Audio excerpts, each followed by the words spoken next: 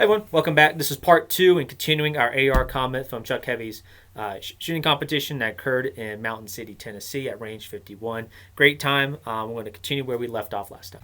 Okay, event 4. This is the one I colloquially call Bob. Bob the casualty. Bob. Get over here, Bob. So how this works is there was a car with the hood facing toward one of the targets at around, I felt like it was 100, 120. It felt further than 100 yards. So what happens is you're in the passenger seat. You have to get into it. It's a handgun only, and you have to buckle up. Nico might have been the only except. Did you actually? I didn't. Yeah. So But the point being, the idea is you're supposed to be buckled up. You can have your offhand on the buckle, but you must be buckled up, door closed. On the beep, you unbuckle and you get out of the car and engage 2 targets on your right. 2 steel targets, both within 10 yards. Once you do that, you then have to turn to the back of the car, and then on the driver's side, you have to engage a 3rd steel target. Once you do, you must holster your loaded handgun and then grab Bob the casualty out of the driver's seat, put a tourniquet on him on whatever leg that had the fake blood on it. And then once he was done, you could get your rifle, which was pre-positioned in the back seat, reach in the back seat window, pull out your rifle. You could already put it around in the chamber, and then engage 2 rounds at the target in front of the hood of the car about 120 yards away. So if you did everything perfectly, 6 rounds of pistol, 2 with rifle. So, Zach, how did it go? I thought it went pretty good. I actually had initially issues putting the buckle on with the plate carrier. Yep. Made me start thinking about gear up if I'm ever going to be in a vehicle with that. Really makes you think about wanting to get that slick plate carrier. But like you said, I'll also say this as well. Like, we had no option in adjusting the seat of this tiny Honda Acura. Yeah, I guess that's true. That seat was pretty forward. Yeah, and I'll say this. Sometimes with my LBE, but also with a lot of my range gear over the years, with my car, I always know I like to have that seat really forward near that steering wheel. Anytime I'm wearing any sort of gear, I just crank it all the way back and just keep it there until I'm done doing anything around that vehicle. But again, we didn't have that choice. So dealing with what we had, I thought it was pretty... Everything kind of felt pretty natural of opening up the car door, getting the door open, pulling out, and then engaging. Red dot, loved it. Yep. I don't know why I have trouble with iron sights on a pistol, but having that red dot on it, because we did the same thing last year, I believe. We had one where we had to get out. I was still missing shots even with the front. Seeing the shot placement of me aiming here and then seeing it hit the bottom target. Red dot, it was real nice, real quick. The transition to the car, I did like how they wanted people to either point to the ground or they even allowed them to do the temple carry. Both of those, which I think I remember us talking about, that there were some flagging issues a little bit when they had them. And the biggest thing is when you turn from steel target 2 to steel target 3 on the other side of the car, a lot of guys were turned toward the crowd, and there was no berm there. So if you had it on your temple, it was fine. If you had a load to the ground and it was pointed toward the ground, you were fine. But a lot of guys did this weird 45-degree angle, and it was just a millisecond. It was like, RSO, handle that, you know. Thankfully, no issues. Obviously, RSO is always attentive, but... something to be aware of if you guys do, especially under the pressure. How did you deal with... Because you probably had the least amount of tourniquet training out of us. It was fine, but I asked you multiple times, hey, how do I put that on? Yeah. And running through and making sure. So where they had it started and we weren't unfolding the tourniquet, it was open. It was on his lap. The main thing that I saw was there was one guy towards the beginning who pulled Bob just straight through the window. Yes. And yes, it shaved off seconds. There were quite a few people where, because they did not have that car door open to go transition to the rifle to use it to brace, they were using the top of the car. I could see that there was a lot of people uncomfortable doing that, and they missed 1, if not 2 or 3 shots trying to hit that steel target down there. And I made a mental note that when I went to go get Bob, I wanted to open that car door to get him out for 2 reasons.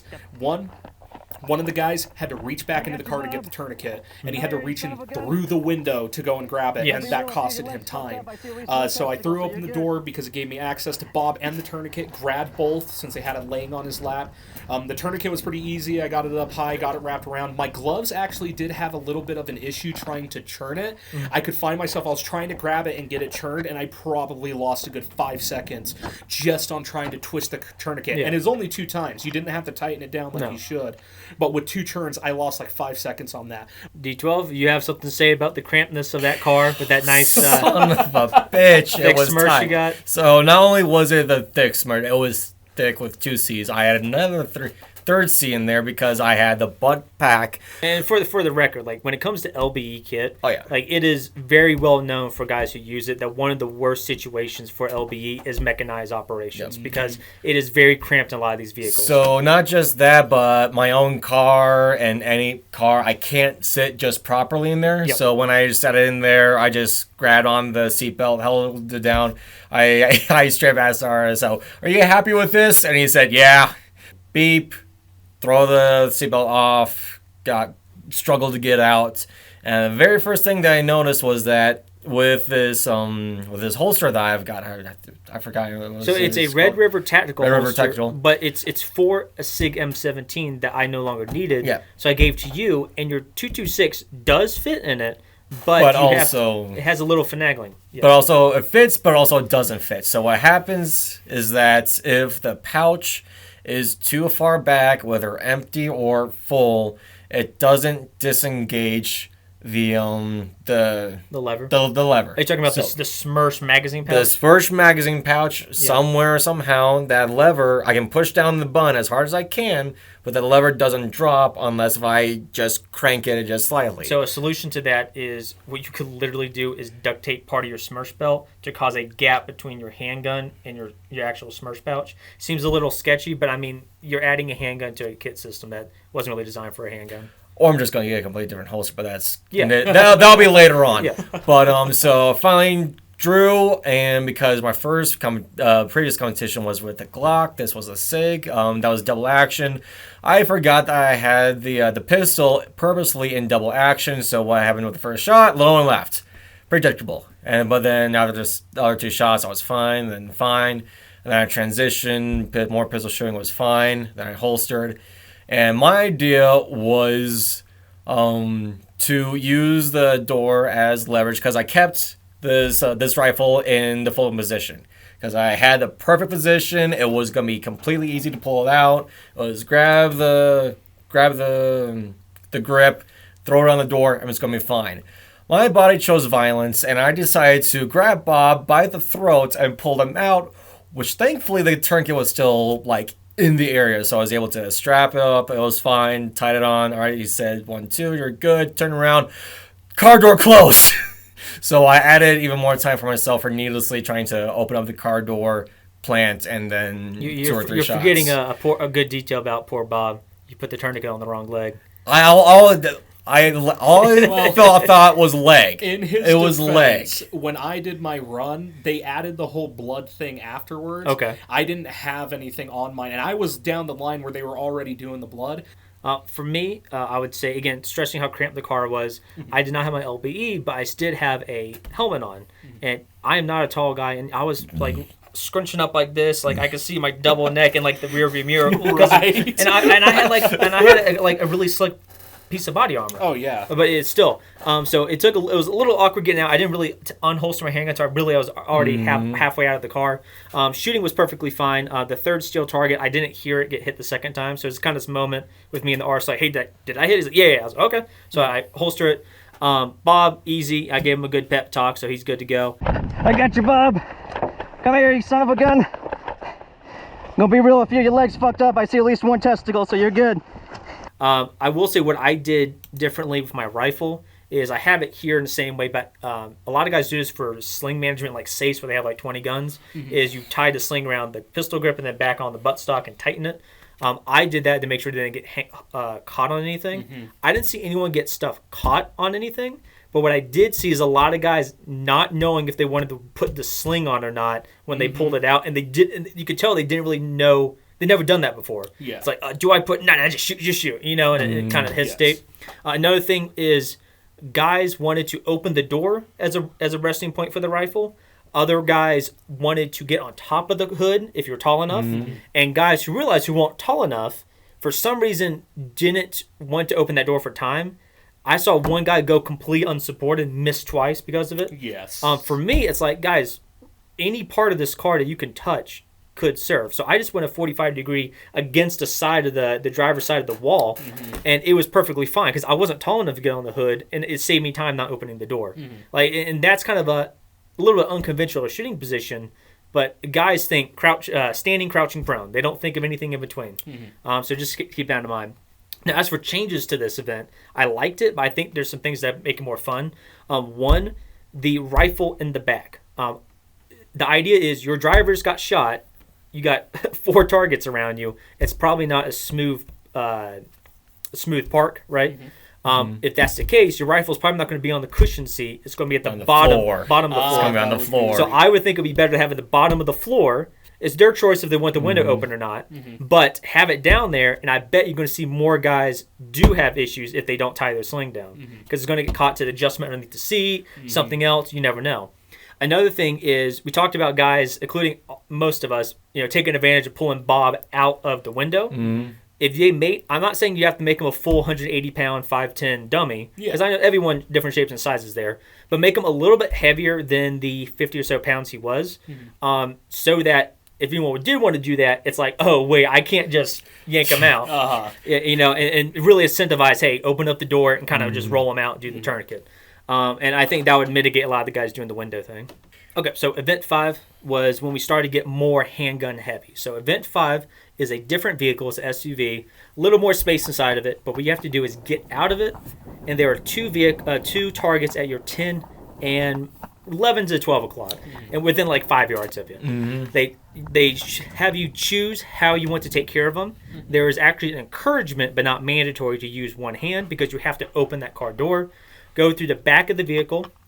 And then there was another target on the other side of the SUV, like right when you turn that corner of the SUV. And then there's another one behind some barrels about 5 feet away. And the idea is rush these guys down, be aggressive, and be fast with your handgun getting out of a car. So, Zach, how did that go for you? I thought that was actually a lot of fun. I don't have a whole lot of experience shooting my pistol one-handed. It was definitely a lot easier than I thought it was going to be. I bet if it was anything like a small plate metal target, I probably would have taken my shots better. But really, with the red dot, and especially where I'm used to shooting with both eyes, I could get that when I opened it up over. It was a lot easier to just two-shot, and then move around. So last year's competition, there was something similar, but instead of leaving the car to shoot right away, you were shooting. There was no glass windshield, so you would shoot from the windshield. For me, nothing too much to add. I think I did. I have to double check the footage to see if I actually one-handed those first two or not. One thing I would say to change for this in the future. The aggressive action and speed was definitely a component to this. Even though everyone was watching it and get an explanation of what this event is before they go and do it, I think what would have been fun is still have the element of surprise when you go behind the SUV. Because despite the tinted windows, I can see on the other side of the SUV is that white target. Yeah. And if you had some tarp covering that window, even though I was watching other people shoot it, I could clearly see the target. You don't really know till you're in that moment. When you turn that corner, it's like, oh, shoot, target's right there. I think that would have been fun just to have the extra element of surprise, like, it's right around, it's right, or there it is, and just take the shot. Or maybe even have him a bit lower, so instead of having him up, when you turn around that corner, it could be somebody who was trying to drop and take a knee, or somebody lower, but they'd be out of your line of sight. Event 6, this was the one-handed event, where literally you do the whole thing one-handed with a handgun. The idea was... It was 4 locations. So you start in the middle, then you can choose which one you want to go to either at all. I think everyone did the same thing, which is go to the left and then move all to the right. So the idea is first one on the left, you just one hand 5 yards away. Next one, 5 yards away. Third one, you have to crouch underneath some cover, shoot underneath the cover. And then the fourth one is shoot through some murder holes at it. And they're all around 5 yards away. Due to how short of a distance they were, I'm trying to jump ahead on this for me, but again, I don't have much experience of shooting handguns one-handed. When I did, I absolutely suck because I'm using steel at like 10 plus yards for safety reasons, and I can't hit that tiny steel with a handgun like that. But this is 5 yards away of a giant human-sized target. It was pretty easy. But I mean, it was interesting because that's not something we trained. It was good to get that experience. Anything else you guys want to add to that one? Honestly, I think the only one that gave me trouble was that center murder hole, and it was trying to get the one hand to where you could see him. For me, you saw my red dot. When it's a distance away, it is a big red dot, but it's still trying to get it centered on target and get that center dot directly onto it, and only having one hand inside of just that square that was maybe that big, it took me an extra maybe about a couple of seconds for me to make sure I got it. But the second that lined up, it was easy trigger pulls, didn't have any issues. But the rest of it was pretty interesting. The dropping down to one knee to go underneath and shoot,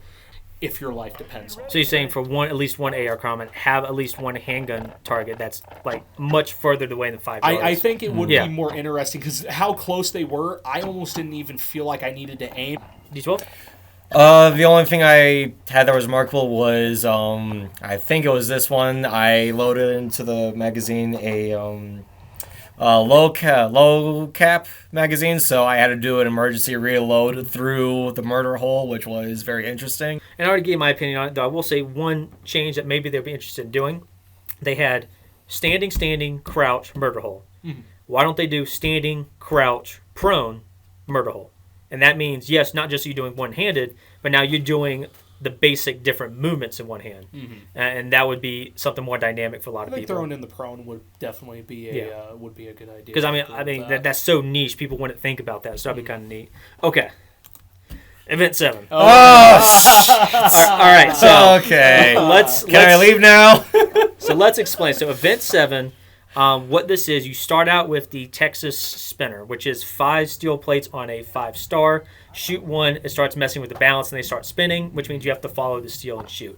After you do that, you move to a middle station that has 6 steel targets up and down. Shoot one, it flips to the other side. It doesn't matter if it flips all the way over, you just have to hit it. Mm-hmm. Then you go to the third station, and there is 6 on a shelf. Was it 6? I wanted to say it was 6. Yeah, which meant, like 5, 6 plus 6. Like, anyone for Glock 19 automatically had to reload, even if they did it perfectly. Yeah. Which was interesting, because with us messing with each other's mags, we were the only ones usually reloading. Well, I was at the exclusion for that. I was getting to that. But everyone we saw was reloading at least once for this one. And this was a big round killer for a lot of people. Mm-hmm. For us, with us messing with each other's mags, we saw that station ahead of time because they were doing a daisy chain for all these. Mm-hmm. And we said, okay, for this one, go load up your mags.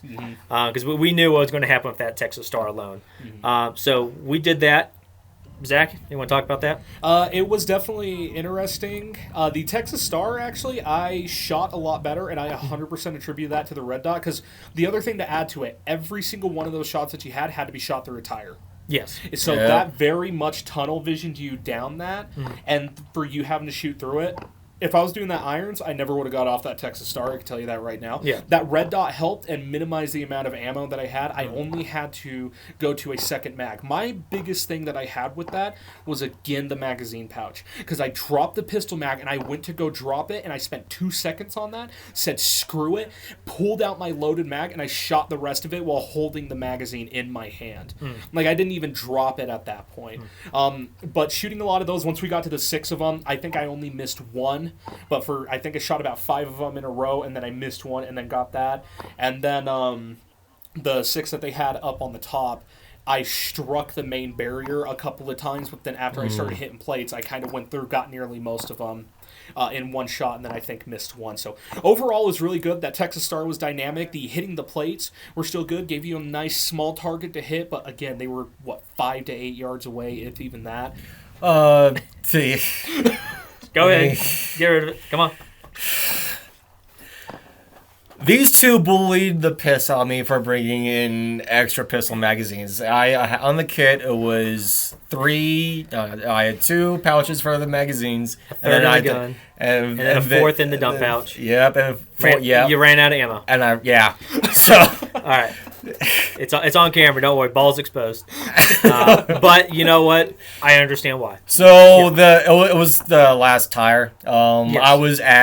I was at the most awkward height. I was too tall to. I was too short to get like a good crouch, and I was too tall to get a proper lean in. So I had to do the white stance, ass out, trying to brace myself. And with doing that, I was just like all low. Or a little bit corner, or just all low again. So it was, that was my calling card. But for me, yes, also very difficult, a lot of misses. What I'll say first off is I did not load all my mags all the way, but I did load more rounds, seeing that what was coming up. What I did not realize is after using my other mag for the last one, when I fired my first round, mag empty. I was like, oh crap! I actually only have 2 mags for this. Got it. And once again, quick reload, counted really the mag, and said, nope, drop it right here. I'll get to it later. Reload, grab it. Again, Texas Star wasn't easy. I missed a couple of times, but I got it. Moved on to the shelf. Sorry, not the shelf, but the tower. And that's when the RSO was like, hey, I was missing a lot. He's like, hey, you're shooting low. And because, obviously the SIGM 17 is known for a high bore axis, with my iron sights, I physically couldn't see the imprint of where he was hitting because my gun was physically blocking it. When the second he said that I aimed high, I immediately hit like 4 of them in a row. I then went to the shelf. I was having some issues because I was still aiming low. You could see I was hitting the shelf itself. But eventually I got all of them on my last mag. Still had about 10 rounds left. Something people forget about as well with that tire, if you need extra stability, no one says you couldn't have your arms resting on the tire. Which is what I did for that last one that I had where I was moving it. Okay, and then lastly, event 8, which was the kill house. So how this worked is, if you did it right, 6 rounds to the rifle, 8 rounds to the pistol. You start at this mesh door in this large room, open the mesh, tear it open. There's 3 targets right there. Double tap each of them with the rifle, sling your rifle, pull out your handgun, and then becomes this very compact house/maze with 4 targets hiding within them with a couple extra surprises. For that one, Zach, how did that go? Everything kind of went well. I only really had an issue towards the end because of the way that they kind of had the house set up. The 3 targets engaged with the rifle, the only thing really was just doing what everybody did, which was you took the little cover, that camo net cover they had in front, moved it out of the way, engaged, 6 shots down, that was easy. I love the sling. I think sling on a rifle, that just proved to me, solidified it right then and there. If nothing did beforehand, you needed it, because I could just drop my rifle, go to my pistol, and I was ready to go. I did what I call what is kind of John Wicking it, like you were talking about when they had it at about that 45 while moving through. Everything having compact was really good, especially since I had a quick flick up. I did watch previously, so I knew there was the target down the hallway and went for that one first, and then I moved to the furthest right one, down that hallway, shot it. The center one, I will not lie, I fired 2 shots and then realized that he was holding a hostage there, and I'm guaranteeing that I shot the guy first and then proceeded to take out the hostage as well. Yep. Because we don't negotiate with terrorists, and we certainly don't negotiate with their hostages. Yeah. Thank you. No witnesses. Thank you, Russia. Yes. The Chechens really appreciate that. Privyet. But where my screw-up happened, the 2 things that I had interesting happen were I could see the target through what was supposed to be a door. I instantly started moving there, but I caught myself, and I went, oh, that's supposed to be a wall, and I went to go back, but then the RSO said, you're good, just take him out there. I went, aimed, fired 1 shot, stovepiped on the second round. And that's where that training kicked in. That was the first pistol malfunction that I had. And so... And it's probably the only one any of us had the whole event, right? I think so, yeah. So I ended up firing. I could see that the round had ejected, but it didn't want to load it. This one, I dropped the magazine. It came out freely. Actually... went forward and chambered it, but I didn't know. But I essentially just slapped the mag back in, racked it out, and had the round fall out. And then I shot again, and it actually ended up stovepiping again. It ejected the round, and then tried to do that, and I cleared it. Do you know what was causing this? Was it gear? My guess is that it's a possibility. It's the magazine. Well, so, escape from range 51. I kept the rifle in the full position because I said we're fucking it. So did you even aim down sights? I just presented straight forward from my chest, and I just did pop, pop, pop, pop, pop, pop, pop, pop. Did I hit professionally? You know what? I believe so. I like to think so. But no, I just kept that thing folded, just kept moving, and then I was like, all right, pistol. This is my first kill house, period. Yeah. So that's where I was kind of trying to make absolutely sure how many handgun targets there were. And also, this is my first time through it. I didn't know exactly what the maze was, which is probably the point. So present with pistol, see the ones in front of me, sure. But there was a side wall area that was open on the very bottom, and I saw paper underneath it. I was like, oh, target. Let me just lean down here real quick and just do 2 shots. And because I thought, oh, paper target's going to be safe and fine or whatever. And then I got up and I realized, wait a minute. I had to turn 90 degrees and lean underneath something. What was it safe? Am I good? Or so didn't, stop anything. So I was like, okay, just keep on moving. And I don't remember how many targets I did. I'm shooting, but I was about to go walk through another hallway, which Zach told me about. It was like, oh yeah, there was a hallway guy go through. I was about to go through it, but then I also said, and time, clear your weapons and everything like that. I was like, oh, okay. So the idea. Did I do it? Do you know? I've got no idea. Okay. I believe I did. I'll have to review. Yeah, I've got the GoPro on. Yeah, I'll have to review the footage. What it sounds like is instead of going down at the final hallway, you actually saw it early and went like kind of underneath in the shot. Yeah. So for me, I think the first thing is it was a mesh door. Mesh door, yeah. That you could see through. Now, obviously, I got there a little early because I knew I was going to be shooting last, so I went over there, got ahead of it. One of the guys immediately walked out and was like, oh man, I didn't know about the hostage. I said, all right, good to know. I got on the elevated little berm and looked over. I was like, okay, I could see most of the targets. And I know there's a fourth one somewhere in that back corner. I was like, okay, good to know. But my first issue was that mesh door. When they said, shooter ready, I have my rifle in a high ready position one-handed, and I have my other hand literally like inches away from that fabric ready to tear it out open. That fabric really messed with your initial flow. If you have the fabric, it starts to morph around you, and you didn't know if I shot through this fabric if I'd be docked points or if it's going to get caught on something like this. Yeah, that's a good point. Yeah, and a compromise for that is I don't think they would actually install a door there. Is if the range personnel were interested, an idea they could do is literally put tinfoil or like parchment paper up, and that meant you could be encouraged to actually rip or shoot through it as long as you could see the target, and not have to worry about like, oh, can I do this or am I going to get docked? Because the last one was it was counted for points, but they explicitly said like, hey, have fun, that was the main goal. Yeah, so I went in, did the rifle, pulled out the handgun, everything went fine. I knew about the hostage, so that was fine. I turned that final corner, and there was nothing there, and I realized, oh, this isn't an L shape, it's a Z shape. And then I kind of sprinted over and took out the last one. So that's what happened. Yeah. Okay, so I was watching and I saw a little bit that hesitation. That makes a lot more sense. Yeah. Yes. Okay, so I'm sure this comes at no surprise. Like, you guys can come back next year? Hell yeah. If I can make it, I will make it every single year out there that I can. Yeah, absolutely. It's great. And seeing it's small numbers, but seeing it grow each year. I mean, they're probably going to get at least 35 next year, and probably 2 years from now they get 50. The trajectory they're going, which is awesome. It's really awesome to see them growing. Awesome learning experience. For guys listening, thank you for listening. I'm sure this is going to be a very long one, cut into 2 parts. But, for us, I mean, we like to talk about it because we learned a lot from this. And I hope some of you guys watching this learned it as well. Thank you guys for watching. I'll see you around next time. I'll join the battle bus.